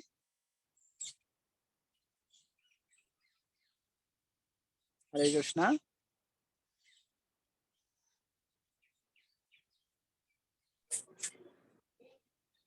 हरे कृष्णा प्रभु जी, दंडवत प्रणाम। प्रणाम। प्रभु जी, जब आप कर्म के विषय में चर्चा कर रहे थे, आप कह रहे थे कि जैसी रस्सी वो होती है रिवर्सेबल, हमें वैसे ही उसी तरीके से खोलनी पड़ती है। तो आपने हाँ एक बात बोली थी कि अगर हम जैसे भक्ति करते हुए सुख दुख का अनुभव करते हैं, तो हाँ। उसमें अगर हमारे मन में कोई विचार आता है कि भगवान ने जैसे इतनी धूप क्यों है, इतनी गर्मी क्यों है, हमें इतना दुख क्यों मिला है, ये विचार लाना भी गलत है। तो ये नहीं मैं समझ पाई प्रभु जी। ऐसी मतलब ऐसा सब कुछ तो मन में आता रहता है प्रभु जी। आता रहता है। भगवान भगवत गीता में कहते हैं ना कि मात्रा स्पर्शास्तु कौन्तेय शीतोष्ण उष्ण सुख दुखदा आगम पायुन नित्यम ताम तितिक्षस्व भारतः। मुक्ति के अधिकारी के रूप में भगवान गीता में कहते हैं कि जो सुख दुख को, ठंडा गर्मी को, इन सबको जो सहन कर लेता है, मात्रा स्पर्शास्तु मतलब जो शरीर में जो कोमलता है, भूख प्यास है, ठंडा गर्मी शरीर के द्वारा ही अनुभव करते हैं, उसको सहन कर ले। अगर कोई व्यक्ति सहन कर रहा है तो सहन करने वाला व्यक्ति ये नहीं बोलेगा कि हमको इतना तकलीफ हो रहा है, इतना दुख क्यों हो रहा है। अगर उसको तकलीफ हो रहा है तो मतलब उसके प्रति वो प्रतिक्रिया देना चाहता है। जैसे बहुत गर्मी है तो आप सनलाइट को कम नहीं कर सकते, आप उसको बुझा नहीं सकते सूरज को, तो आप कुछ ना कुछ उपाय करते हैं। या तो आप किसी छत के नीचे, छांव के नीचे, छाता के रूप में, ओढ़नी के रूप में अपने सर को ढक करके चलते हैं। ये सब उपाय हम लोग करते हैं। वो उपाय करना श्रेष्ठ है, लेकिन उस उपाय को करते हुए आप ये मत कहो या फिर ऐसा मत दिखाओ कि उससे हमको बहुत तकलीफ हो रही है। उसको सहने का प्रयास करना है। अगर जो व्यक्ति उसको सह लेता है तो उसका जो इस तरह के कर्म के ग्रंथि जो है, जो उसको सुख दुख मिल रहे हैं, उसको पुनः उसमें वापस नहीं आना पड़ता। कोई भी किसी को अधिक लोगों को देखेंगे, जो बहुत सारे लोग होते हैं, उसको धूप में जाने से तकलीफ नहीं होती, किसी को बारिश में तकलीफ नहीं होती, किसी को ठंड में तकलीफ नहीं होती। हर व्यक्ति के लिए अलग अलग मौसम उसको बहुत अच्छा लगता है, प्रिय लगता है। किसी को ठंड बहुत प्रिय है, किसी को गर्मी का मौसम बहुत प्रिय है, किसी को बरसात का बहुत प्रिय है। तो प्रियता के कारण उसको अच्छा लगता है, तो उसमें वो किसी प्रकार की प्रतिक्रिया नहीं देता, वो आनंद में रहता है। लेकिन जब हम उसी को देखने लग जाएं इस तरीके से कि ये हमको दुख के रूप में मिल रहा है, इतना गर्मी हमको लग रहा है, या इतने तरह के दुख हमको सुख दुख मिल रहे हैं, उसके प्रति हम प्रतिक्रिया जब देने लग जाते हैं, तब हमें उसके कर्म के बंधन में वापस आना पड़ता है। क्योंकि दुख आपके प्रारब्ध के अनुसार आपको मिल रहे हैं और आप उससे दूर भागना चाहते हैं। तो ऐसा नहीं है कि वो आपको छोड़ देगा, वो आपको किसी हाल पे तो भोगना ही भोगना है। क्योंकि जो हमारे जीवन में ठंडा गर्मी भी आते हैं तो उसी के अनुकूल आते हैं, उसी अनुकूल हमारा शरीर बना होता है कि हमें उस दुख को या उस सुख को भोगना है। इसलिए उस शरीर का अलग अलग निर्माण है सब लोगों का, सबके अलग अलग विचार हैं सबके। इसलिए हम लोगों को सुख और दुख को, ठंडे और गर्मी को सहने का प्रयास करना है। बल्कि सहते हुए ये भी नहीं बोलना है कि कितना धूप है, क्योंकि हम बोल रहे हैं, वो अब कर्म हो गया, हमारा विचार नहीं रहा। एक विचार रहा कलयुग में कि हम केवल विचार करते रहें कि इतना धूप है, ठीक है चलेगा, लेकिन हम बोल करके व्यक्त कर दिए उसको, तो समझना चाहिए कि आप उसके प्रति प्रतिक्रिया दे रहे हैं, जो हमें नहीं करनी चाहिए। अगर हम मोक्ष के मार्ग में, भगवान की भक्ति के मार्ग में बढ़ रहे हैं, आप उसके लिए कुछ सुविधा उपलब्ध कर लीजिए, छाता ले लीजिए, चप्पल पहन लीजिए, या फिर जो भी सुविधा आप उस समय कर सकते हैं आपको कर सकते हैं। लेकिन उसके प्रति आपको कहने का अधिकार नहीं दिया जाता कि अब आप ठंडा में जी रहे हैं या गर्मी में जी रहे हैं। वो प्रकृति के द्वारा दी जा रही है सब कुछ। इसलिए हर व्यक्ति का जन्म अलग अलग स्थान पे होता है। जो अब साउथ अफ्रीका के उस थार मरुस्थल आदि में जन्म लेंगे तो वहाँ चिल्लाते रहेंगे यहाँ कितना गर्मी है। और जो इधर जन्म लेते हैं कश्मीर में जहाँ बर्फ गिरता है, तो वहां पर उनके अनुकूल ही उनको शरीर दिया जाता है, तो कभी बोलते हुए नहीं दिखेंगे यहाँ बहुत ठंड है, वो आराम से उसकी व्यवस्था कर लेते हैं, उस चीज को झेलते हैं, जिसके कारण पुनः उसको उस परिस्थिति में नहीं जाना पड़ता है। इसलिए जब हम किसी चीज को बिना प्रतिक्रिया दिए दिए हुए सह लेते हैं, तो समझना चाहिए हमने उस कर्म के बंधन को पार कर लिया। अब वो जो फल मिलना है वो हमको नहीं मिलेगा, हमको फल मिल गया। जैसे हमें कहीं ठोकर लग जाती है या कुछ चोट लग जाता है तो हम लोग कहते हैं एक कर्म निकल गया, एक कर्म के बंधन से मुक्त हो गए। तो वैसे ही समझना चाहिए, जो सुख दुख आदि है, ठंडा गर्मी भी है, तो उसी के समान है जो हमारे जीवन में आए और अब चले जाएंगे। ठीक है माता जी। जी प्रभु जी, धन्यवाद प्रभु जी। हरे कृष्णा प्रभु जी, दंडवत प्रणाम। हरे कृष्णा, दंडवत प्रणाम। पर प्रभु जी, जो तनु माता जी ने पूछा, हमसे रिएक्शन हो जाता है जाने अनजाने में। जब हाँ हमें दुख आता है तो हम चिल्ला लेते हैं। मतलब ऐसा कर लेते हैं, हम रोक जब नहीं हम पाते। हाँ, जब हम अपने आप के विचार को, अपनी सहन शक्ति को बढ़ा लेंगे ना, जैसे हाँ जी छोटा प्रभु। सा कीचड़ का गड्ढा हो, उसमें हम डालेंगे पत्थर तो तुरंत पूरा का पूरा कीचड़ बाहर आ जाएगा। वैसे बड़ा अगर सरोवर होगा, झील होगा, उसमें बड़ा पत्थर भी डाल देंगे तो हलचल तो जरूर होगा, लेकिन वहां से उसका पानी जो है बाहर नहीं आएगा। उसी प्रकार जब अपने सहन शक्ति को, अपने विचार को, अपने भक्ति को, अपने आध्यात्मिक जड़ को हम इतने गहरे ले जाएं कि इस बाहर के जो प्रभाव हैं हम पर कोई असर न डाल सके, तब हम जाकर के उसके प्रति हम प्रतिक्रिया नहीं देंगे। जैसे वृक्ष जो होता है वो पतझड़ के मौसम में भी वैसे ही खड़ा रहता है, क्योंकि उसके अंदर जो जड़ है ना वो बहुत नीचे तक चली जाती है, तो पतझड़ में भी चुपचाप खड़ा रहता है। और जैसे ही सुंदर फुहार उसके ऊपर पड़ती है बरसात की, वो तुरंत हरा भरा हो जाता है। अगर हम आध्यात्मिक जीवन में अधिक गहरे उतरे रहेंगे तो छोटे मोटे जो सुख आते हैं, छोटे मोटे सुख ही इसको कहेंगे, क्योंकि ये तो हर कोई सह रहा है ना। ठंडा गर्मी बरसात के जो दिन है वो तो हर जीव सह रहा है, चाहे वो कैसा भी हो। आपके बगल में कोई व्यक्ति करोड़पति हो, उसके बहुत सारे सुख सुविधाओं, बड़े बड़े फ्लैट्स हो, एसी में रहता हो, फिर भी उसको सहना पड़ रहा है ये चीज। समझ रहे हैं? ये सबको सहना है। तो कब सह सकता है व्यक्ति? जब उसके आध्यात्मिक जो गहराई जो हो, जड़ों की, वो बहुत अंदर तक हो, तो इनसे उसको प्रभाव नहीं पड़ेगा। अपने हृदय की विशालता को हम बढ़ा लेंगे तो भी इसका प्रभाव नहीं पड़ेगा। वो बड़े बड़े दुख आते हैं, ये तो छोटे छोटे दुख हैं, सबके अपने अपने दुख होते हैं, ये सबको सहा जा सकता है। जी प्रभु जी, बहुत सुंदर जवाब। और प्रभु जी, जैसे आज आप कर रहे थे ना, कर्मों के बारे में आपने बताया कि हाँ हमें मतलब जो अकर्म करने चाहिए और हाँ सारे कृष्ण भावना भावित कर्म करने चाहिए, और जो भी कुछ हम, पर प्रभु जी अभी ना ऐसी सोच नहीं बनी हमारी, हम भूल जाते हैं। अभी तो पता नहीं, ध्यान ही नहीं रहता प्रभु जी। ऐसा कैसे हो संभव हो कि वो हर वक्त सिर्फ भगवान का ही चिंतन रहे। सुबह उठ के चलो आप प्रेयर तो करते हैं कि भगवान आपने ही सब कुछ करवाना है, जो कुछ कर रही हूँ आपके निमित्त कर रही हूँ, मगर जैसे आप बोलते हो ना कि एकदम से मतलब हमने टोटली अकर्म ही करने हैं, ऐसी स्थिति नहीं आती प्रभु जी। वो स्थिति अभ्यास से आएगी माता जी, तुरंत ऐसा नहीं होगा कि बटन दबाया और वो हम स्थिति में पहुंच गए और चुपचाप अकर्म करने लग गए और कृष्ण का ध्यान आने लग गया। टीवी चैनल नहीं है, जैसे हम लोग सोचते हैं ना कि रिमोट लेकर के बैठे और अभी हम लोग देख रहे थे कोई फिल्म और अभी आस्था चैनल या संस्कार लगा लें और तुरंत कृष्ण का ध्यान आने लग जाए, तो उतना आसान नहीं होता। वो धीरे हाँ धीरे जी। धीरे धीरे आएगा। जैसे आप पुराने जमाने में हम लोग देखते हैं एंटीना लगा होता था, जी प्रभु याद जी। है? तो उसमें हाँ देखते थे जी प्रभु। इंडिकेटर भी होता था और धीरे धीरे घुमाते थे तो पिक्चर क्वालिटी धीरे धीरे साफ होती जाती थी। वो हाँ अचानक से तो जी। नहीं होता था कि हम लोग रिमोट लिए और DD1 और DD नेशनल लगा दिए, ऐसा तो नहीं होता था। हाँ उसके जी लिए प्रभु। क्या बहुत प्रयास करना पड़ता था हमें, तब जाकर के उसमें पिक्चर साफ आते थे। तो वैसे ही प्रयास करना पड़ेगा कि अपने हृदय रूपी जो चित्त रूपी जो टेलीविजन है, मन रूपी जो टेलीविजन है, उसके माध्यम से हम लोगों को जो सिग्नल पकड़ने हैं वो केवल कृष्ण भावना भावित सिग्नल ही पकड़ने हैं। तब जाकर के हमारे चित्त पे वो पूरा कृष्ण लीला का ही प्रोजेक्शन हो सकता है, अन्यथा नहीं हो सकता। हमारा जो एंटीना क्या है, हमारा कान है, हमारा आंख है, हमारा जीभ है, इसके द्वारा ही कृष्ण अंदर जाते हैं ना।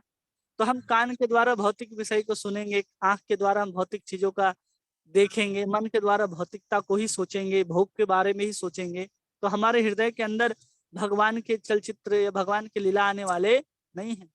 इसलिए अपने सभी एंटीनाओं को, सभी जो ग्रहण कर रहे हैं हम अपने पांचों इंद्रियों के द्वारा, उसको भी कृष्ण भावना भावित बनाने का प्रयास करना है। उसको बनाने के लिए धीरे धीरे बाहर के वातावरण को हमको अनुकूल करना है कि हम घर को घर नहीं समझे, घर को भी भगवान का मंदिर समझे। तो एक परिवेश बन गया, हम कुछ देख रहे हैं तो कृष्ण से संबंधित देखे, कोई भक्त आ रहे हैं, कोई भी व्यक्ति हो, निपट संसारी व्यक्ति हो, उसको भी कृष्ण के अंश के रूप में देखें। कोई भी वस्तु हम बना रहे हो तो भगवान को अर्पित करके भगवान के लिए ही बनाएं। मन के अंदर ऐसा विचार लाएंगे हमेशा, तो उसे अभ्यास बनेगा और उसी अभ्यास से हम नित्य भगवान का स्मरण करते हुए हम भगवान की लीलाओं के बारे में सोच सकते हैं, स्मरण कर सकते हैं। वो सब अभ्यास के द्वारा होगा, तुरंत नहीं होगा वो। जी प्रभु जी, धन्यवाद प्रभु जी, बहुत अति सुंदर एग्जाम्पल्स। किसी और का कोई प्रश्न है? माता प्रभु जी। जी मेरा ना एक प्रश्न हरे और कृष्ण, हरे कृष्ण लेकिन प्रभु जी। समय का अभाव है। हाँ बोलिए ना। समय नहीं हो गया प्रभु जी आपको कोई वो तो नहीं। नहीं, हमको कहाँ जाना है, हम तो बैठे हैं। आप अच्छा कितनी प्रभु जी आपने अभी बोला था कि भक्ति रसामृत सिंधु में एक वर्णित है कि शुद्ध जो भक्ति होती है भगवान, हम ऐसे ही भगवान की भक्ति नहीं कर सकते, शुद्धता को भगवान ग्रहण करते हैं। तो हाँ, प्रभु जी हम तो मतलब शुद्ध नहीं है, हमारे हमसे तो बहुत हम सी शुद्ध गलतियां नहीं भी है, होती हैं, वो वो सब ठीक है, हम शुद्ध नहीं है। कृष्ण का नाम शुद्ध है या नहीं? वो है प्रभु जी। हाँ, जब हम कृष्ण का नाम ले रहे हैं, तो जब हम अशुद्ध व्यक्ति भी कृष्ण का नाम ले तो कौन शुद्ध होगा? शुद्धता अशुद्ध हो जाएगी, या जो अशुद्ध व्यक्ति है, वस्तु है, वो शुद्ध हो जाएगा? जो अशुद्धता जिसके अंदर है उसके अंदर ना शुद्धता प्रवेश करेगी। तो जब कृष्ण का नाम परम पवित्र है और हम जब कृष्ण का नाम लेते हैं, तो हम धीरे धीरे जिस मात्रा में शुद्ध होते चले जाएंगे, उस मात्रा में हमारे द्वारा किए गए अर्पण की हुई वस्तु जो है उसी मात्रा में शुद्ध होते हुए कृष्ण को समर्पित होती चली जाएंगी। इसलिए हम ऐसा कभी नहीं बोल सकते कि हम अशुद्ध भक्त हैं या कम मात्रा में शुद्ध हैं तो हमारी सेवा को भगवान स्वीकार नहीं कर रहे हैं। ये यथा माम प्रपद्यन्ते, जो जिसकी भावना जितनी है, जितनी शुद्धता है, उतनी भावना में भगवान उसको स्वीकार करते हैं। ऐसा कभी नहीं सोचना चाहिए। कोई भी हो, अशुद्ध से अशुद्ध व्यक्ति हो, अगर वो कृष्ण को कुछ अर्पित करता है कुछ भावना के साथ, तो भगवान उसको उसी भावना के साथ स्वीकार जरूर करते हैं। तो और प्रभु शुद्ध जी भक्ति के द्वारा ही व्यक्ति को भगवत धाम गोलोक वृंदावन मिल सकता है, ये निश्चित है। अशुद्ध भक्ति के द्वारा हम मुक्ति लाभ कर सकते हैं, संसार के ऐश्वर्य लाभ कर सकते हैं, लेकिन शुद्ध भक्ति के द्वारा हम गोलोक वृंदावन जा सकते हैं। तो शुद्ध भक्ति कब होगा? जब हम अशुद्ध भक्ति करते करते धीरे धीरे शुद्ध हो जाएंगे, पूरी चेतना निर्मल हो जाएगी, और फिर जो हम कार्य करेंगे, जो सेवा करेंगे, वो पूर्ण शुद्ध कही जाएगी, तो हम अपने आप वहां पहुंच जाएंगे। तो सबके लिए समय लगेगा। हम तुरंत चाहते हैं कि तुरंत हमको कृष्ण का प्रेम, तुरंत कृष्ण का स्मरण होने लग जाए, तो ये संभव नहीं है, इसके लिए समय लगेगा। मतलब शुद्धता आने के लिए भी भक्ति ही है एक प्रयास। हाँ, शुद्धता आने के लिए भी भक्ति ही एक माध्यम है, और शुद्ध करने के लिए भी भक्ति है, और शुद्धता के बाद आपको कृष्ण तक पहुंचाने के लिए भी भक्ति ही एकमात्र साधन है।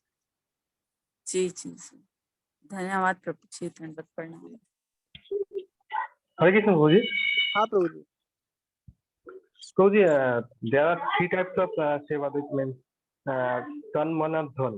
So, what is the difference between tan, man, and dhan? So, which is best, तन tan और or मन man? और धन की बात करते हैं ना, जब कोई व्यक्ति केवल तन से सेवा कर रहा है, केवल और केवल तन से लगा हुआ है, तो मन समझना चाहिए कि अभी तक निष्काम भक्ति के स्तर पर नहीं आया है। वो केवल शरीर से लगा हुआ है कि हाँ, हमारा मन जो है अशुद्ध है, या फिर मन जो है वो कृष्ण की चरण में या कृष्ण के सुंदर लीलाओं में, नाम के ऊपर एकाग्र नहीं हो पाता।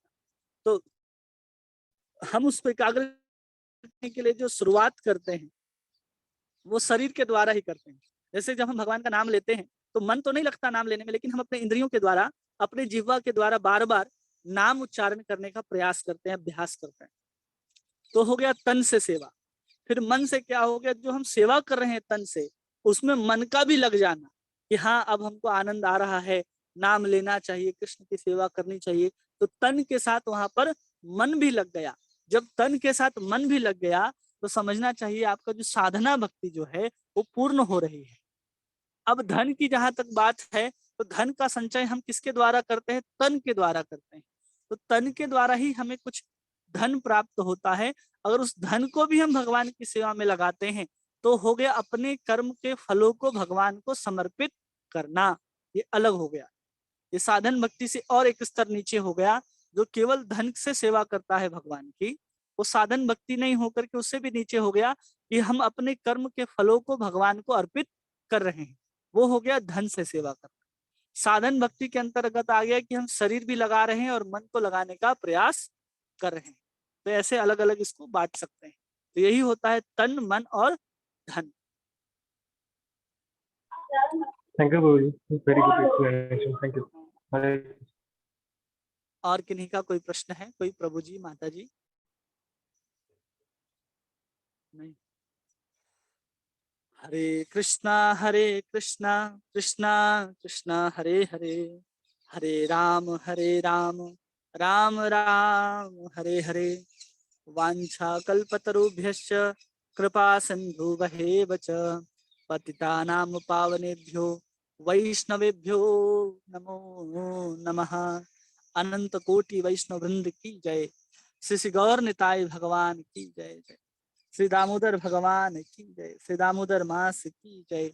श्रील प्रभुपाद की जय। ग्रंथराज श्रीमद् भागवत महापुराण की जय। आप सब भक्त वृंदों की जय। आप सभी का बहुत बहुत धन्यवाद। हरे कृष्णा। हरे कृष्ण प्रभु जी, दंडवत प्रणाम। हरे कृष्णा दंडवत प्रणाम। हरे कृष्ण प्रभु जी, दंडवत प्रणाम। हरे कृष्णा दंडवत प्रणाम। दंडवत प्रणाम प्रभु जी। दंडवत प्रणाम।